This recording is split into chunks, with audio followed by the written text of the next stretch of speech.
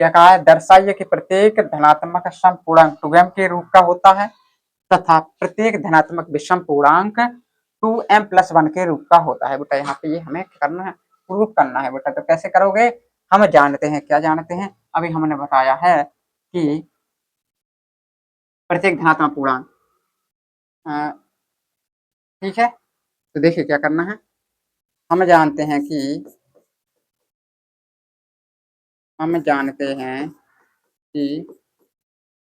एक चीज और बेटा कि दर्शाइए कि प्रत्येक धनात्मक पूर्णांक कितने कितने के लिए। इस क्वेश्चन में थोड़ा एक चीज छूट गया है, क्या रह गया है कि जहां m कोई, यहाँ पे क्वेश्चन में लिख लेना,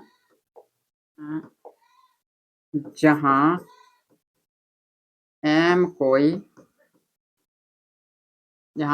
कोई धनात्मक पूर्णांक है, जहां m कोई धनात्मक पूर्णांक है, ये बेटा क्वेश्चन में दिया गया है, ठीक है। अब देखते हैं, हम जानते हैं कि धनात्मक पूर्णांक m बराबर क्या होता है, हमें जानते हैं 1 2 3 4 डॉट डॉट डॉट, इस तरीके से जानते हैं हम भाई। धनात्मक पूर्णांक क्या होता है, 1 से लेकर अनंत तक की सभी संख्याएं तो धनात्मक पूर्णांक कहलाती हैं। तो देखिए क्या करना है हमको बेटा, क्या करना है यहाँ पे देखिए, यहाँ पे पहले कर लेते हैं सब पूर्णांक के लिए। यहाँ पे लिखेंगे सम पूर्णांक 2m के लिए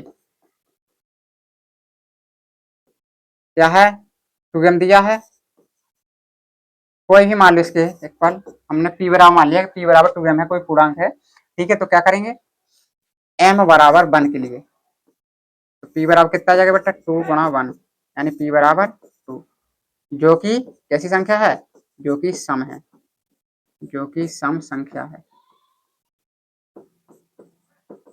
और चेक कर लेते हैं बेटा, m बराबर 2 के लिए करो जरा, तो कितना आ जाएगा, 2 गुणा 2,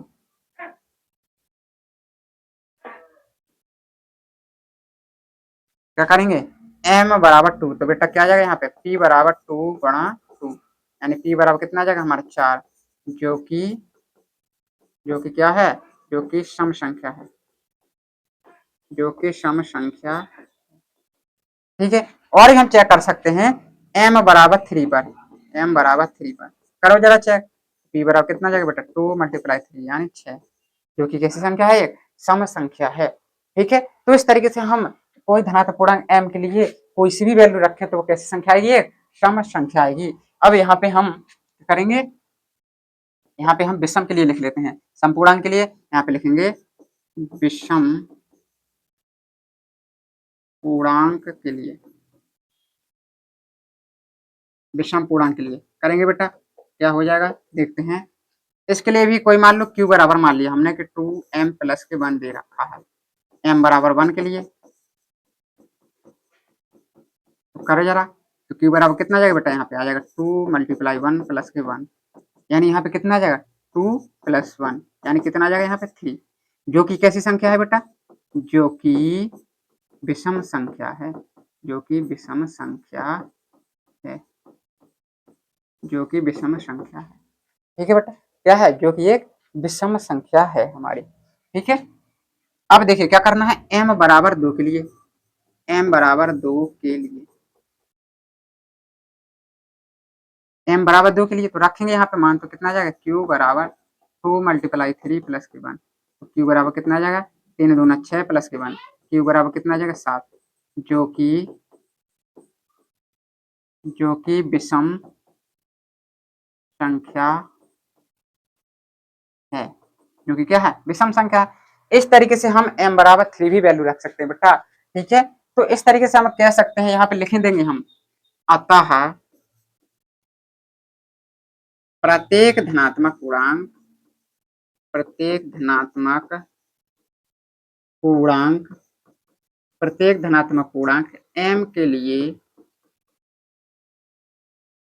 m के लिए सम पूर्णांक 2m तथा विषम पूर्णांक 2m + 1 के रूप का होता है, के रूप का होता है। ठीक है, इस तरीके से बेटा हम कह सकते हैं।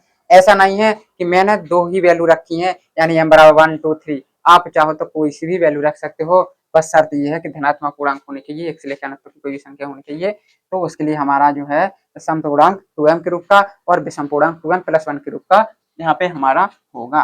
ठीक है।